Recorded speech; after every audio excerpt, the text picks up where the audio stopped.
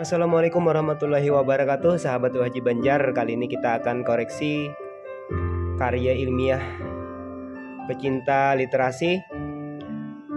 Yang kita koreksi kali ini adalah Gilang Sadit sebagai pengarangnya dengan judul 5 tips untuk mengurangi mindset negatif sejak usia remaja. Oke, judulnya sangat bagus dan sudah memenuhi syarat untuk menjadi judul makalah, minimal 5 kata, maksimal 15 kata. Kemudian cara penulisan judul sudah betul semua karena huruf besar. Cara menulis nama sudah betul, huruf besar awal kata. Kemudian tujuan penulisan di cover makalah. Oke, sudah bagus. Nama saya juga disebutkan dengan bagus. Kita lanjut, kemudian menuliskan instansi atau instansi penerbitan. Nah, ini ya publikasinya, instansi yang mempublikasikan. Sudah bagus tulisannya, betul, tidak ada yang ketinggalan hurufnya. Baik, kita lanjutkan. Setelah cover kita langsung masuk ke halaman berikutnya. Layoutnya adalah kata pengantar. Untuk kata pengantar terdiri dari mukadimah, ini tertulis dengan bahasa Arabnya, mukadimah Arab. Kemudian juga ada mukadimah dalam bahasa Indonesia. Kemudian tujuan penulisan setelah menyebut judul di dalam kata pengantar sudah betul, huruf besar awal kata. Kemudian ada ucapan terima kasih, ada ucapan permohonan kritik dan saran. Nah, kemudian nama, menuliskan nama dia sendiri sudah betul, tapi seharusnya di sini tidak perlu ada tanda titik dua ya. Langsung saja penulis, tanda tangan, nama penulisnya. Nah, kemudian nama desa, nama tempat, koma, nomor hari, nama bulan, dan tahun. Baik, kita lanjutkan ke berikutnya adalah daftar isi. Untuk daftar isi ada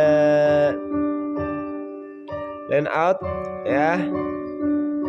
Halaman judul, nah, I1 Romawi kecil, kemudian pengantar, daftar isi. Bab 1 pendahuluan.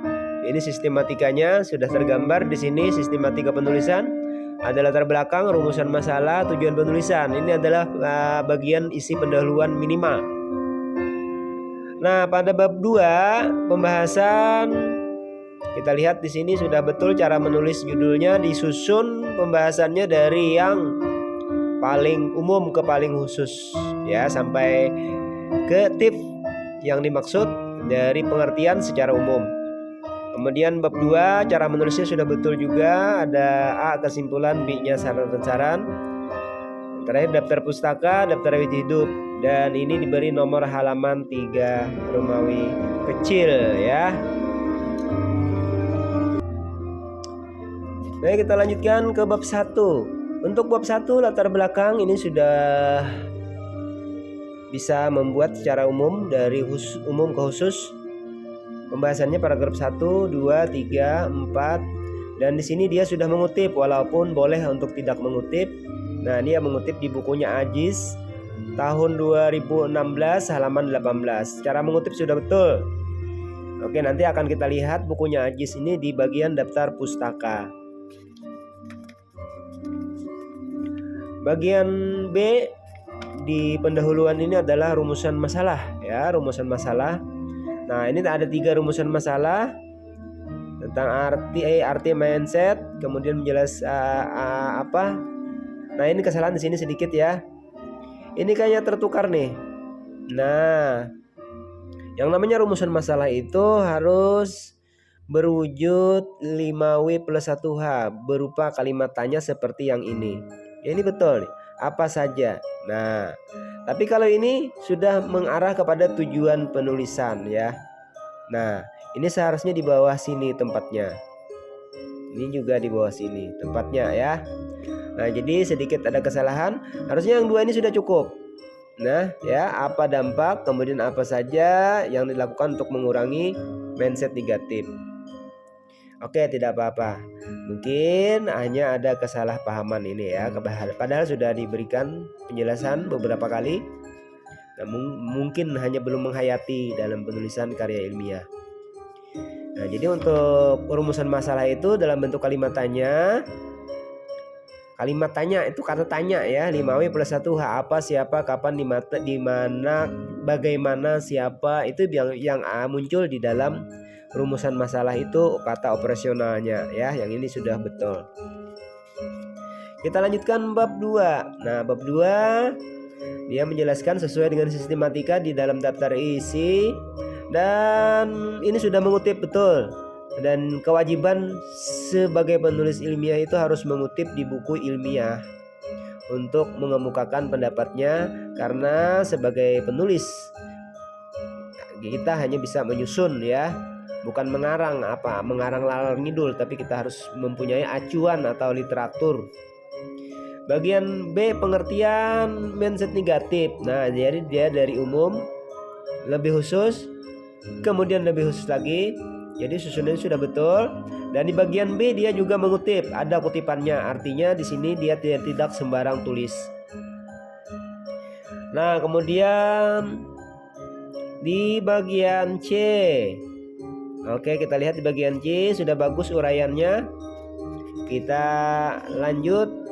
Apakah dia mengutip? Ya, betul. Dia mengutip punya Ananda 2002. Tapi kok ini ada judul ya? Nah, kenapa jadi ada judul? Mungkin dia ini mengambil dari artikel ya. Dari artikel ini. Jadi kayaknya mungkin artikelnya tidak punya halaman, jadi tidak mau dia tulis judulnya. Dan saya tidak mengajarkan seperti ini sebenarnya ya. Kita perlu mungkin hanya tanggal atau websitenya yang perlu dicantumkan, tidak perlu menulis ini. Saya jadi bingung nih, apakah judul apakah tidak gitu ya. Baik, kita lanjutkan bagian D, TIF. Nah, ini pembahasan ke arah yang paling khusus dari judul yang dia bahas. Nah, dari sini ke sini sudah betul dia mengutip bagian. Oh ya, dia berarti mengutip nih dari sini sampai ke sini di bukunya Ananda. Ini kok kenapa ada ini lagi ya? Judul buku apa judul artikel? Nanti kita lihat daftar pustakanya ya. Yang jelas dia mengutip, cuma cara dia mengutip di luar pengetahuan, di luar uraian yang saya jelaskan.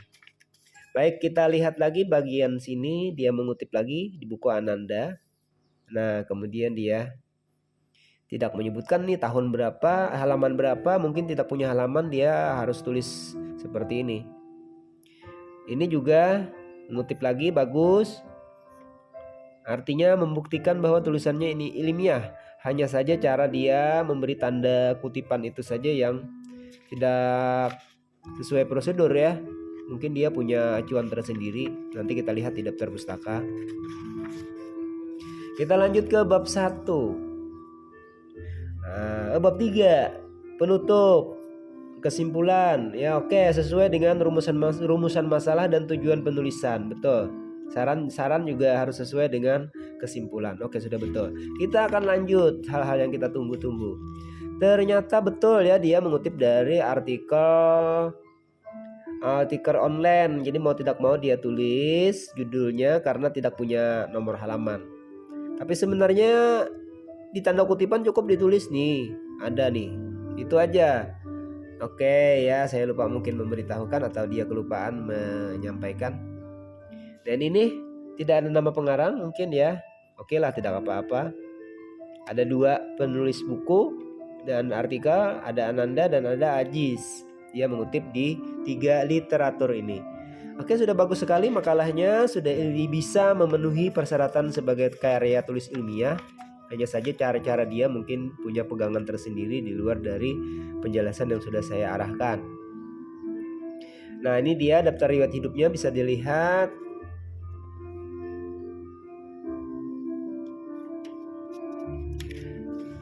Panjang sekali ya daftar hidupnya. Nah, mungkin ada yang berminat dengan Gilang Syadid. Ini dia biodatanya. Baik sahabat, demikian koreksi makalah kita pada tulisan Gilang Syadid ini. Sangat bagus tulisannya dan kita akan berikan nilai yang lumayan karena dia sudah bekerja keras dengan sebaik-baiknya. Hanya saja beda-beda sedikit cara penulisan, tidak apa-apa, tapi nanti ke depan akan kita luruskan. Oke, kita kasih nilai demikian ya. Terima kasih, sampai jumpa pada koreksi makalah berikutnya.